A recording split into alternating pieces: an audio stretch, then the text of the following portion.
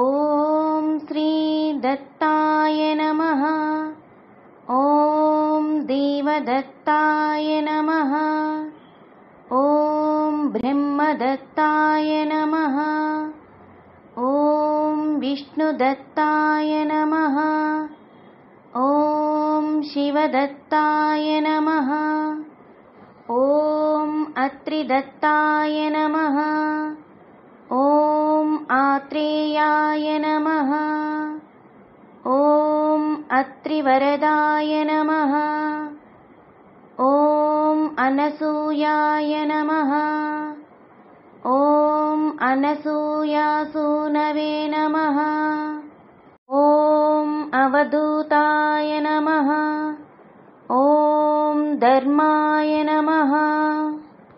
ఓం ధర్మపరాయణాయ నమః. ఓం ధర్మపతయే నమః. ఓం సిద్ధాయ నమః. ఓం సిద్ధిదాయ నమః. ఓం సిద్ధిపతయే నమః. ఓం సిద్ధసేవితాయ నమః. ఓం గురవే నమః. ఓం గురుగమ్యాయ నమః. ఓం గురోర్గురుతరాయ నమః. ఓం గరిష్ఠాయ నమః. ఓం వరిష్ఠాయ నమః. ఓం మహిష్ఠాయ నమః. ఓం మహాత్మనే నమః. ఓం యోగాయ నమః. ఓం యోగగమ్యాయ నమః. ఓం యోగదేశకరాయ నమః. ఓం యోగపతయే నమః. ఓం యోగీశాయ నమః. ఓం యోగదీశాయ నమః. ఓం యోగపరాయణాయ నమః. ఓం యోగిధ్యేయాంగ్రిపంకజాయ నమః. ఓం దిగంబరాయ నమః. ఓం దివ్యాంబరాయ నమః. ఓం పీతాంబరాయ నమః. ఓం శ్వేతాంబరాయ నమః. ఓం చిత్రాంబరాయ నమః. ఓం బాలాయ నమః. ఓం బాలవీర్యాయ నమః. ఓం కుమారాయ నమః. ఓం కిశోరాయ నమః. ఓం కందర్పమోహనాయ నమః. ఓం అర్ధాంగలింగితాంగనాయ నమః. ఓం సురాగాయ నమః. ఓం విరాగాయ నమః. ఓం వీతరాగాయ నమః. ఓం అమృతవర్షిణే నమః. ఓం ఉగ్రాయ నమః. ఓం అనుగ్రరూపాయ నమః. ఓం స్థవిరాయ నమః. ఓం స్థవీయసే నమః. ఓం శాంతాయ నమః. ఓం అఘోరాయ నమః. ఓం గూఢాయ నమః. ఓం ఊర్ధ్వరేతసే నమః.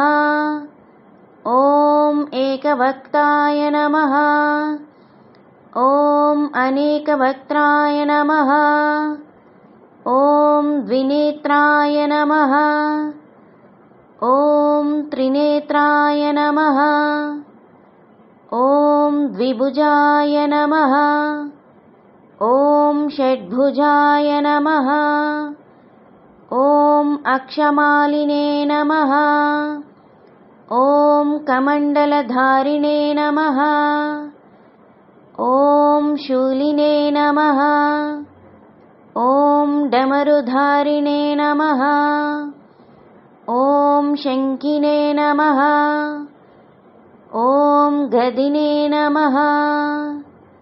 ఓం మునయే నమః. ఓం मौनिने नमः। ॐ श्रीविरूपाय नमः। ॐ सर्वरूपाय नमः। ॐ सहस्रशिरसे नमः। ॐ सहस्राक्षाय नमः। ॐ सहस्रबाहवे नमः। ॐ सहस्रायुधाय नमः। ॐ सहस्रपादाय नमः। ॐ सहस्रपद्मार्चिताय नमः। ॐ पद्महस्ताय नमः। ॐ पद्मपादाय नमः।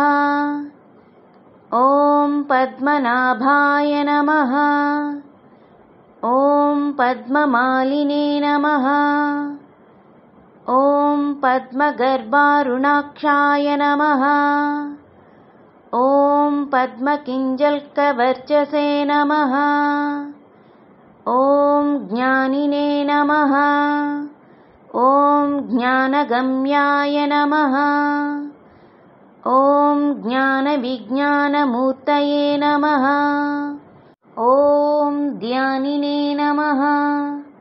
ॐ ध्याननिष्ठाय नमः। ॐ ध्यानस्तिमितमूर्तये नमः। ॐ धूलिधूसरितांगाय नमः। ॐ चन्दनलिप्तमूर्तये नमः। ॐ भस्मोद्धूलितदेहाय नमः। ॐ दिव्यगन्धानुलेपिने नमः। ॐ प्रसन्नाय नमः। ॐ प्रमत्ताय नमः। ॐ प्रकृष्टार्थप्रदाय नमः। ॐ अष्टैश्वर्यप्रदाय नमः। ॐ वरदाय नमः। ॐ वरीयसे नमः। ॐ ब्रह्मणे नमः। ॐ ब्रह्मरूपाय नमः।